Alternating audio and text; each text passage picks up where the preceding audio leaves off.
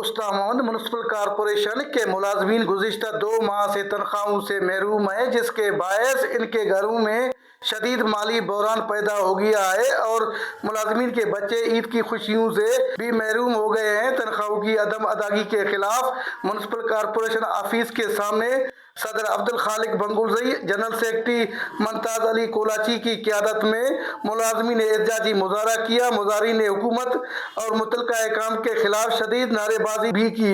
मसला ये कि हमें जो तनख्वाह है फरवरी और मार्च की, सूबाई हुकूमत ने मार्च की तनख्वाह का भी ऐलान किया था ईद उल फितर की वजह से, ताकि मुलाजमीन जो हैं वो अपनी ईद की खुशियों में अपने बच्चों के लिए कपड़े राशन वगैरह खरीद सकें।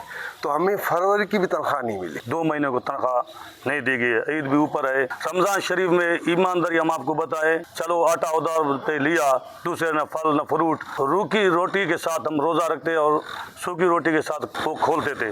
अभी ईद आ गया ऊपर, अब किधर जाएं? और फनास सेक्रेटरी की गफलत की वजह और स्टेट बैंक की गफलत की वजह से ये आज नहीं, हर साल, हर त्यौहार, हर ईद पर हमारे साथ इस तरह होता है। मुलाजिमों ने सूबाई हुकूमत और स्टेट बैंक से मुतालबा किया कि म्युनिसिपल कॉरपोरेशन उस्ताद के मुलाजमीन की तनख्वाहों फौरी तौर पर अदा की जाए, ताकि वो अपने अहले खाना के साथ ईद की खुशियों में शामिल हो सके। कैमरा टीम के साथ अली हसन बलोच, वश न्यूज़, उस्ताद मोहम्मद बलोच।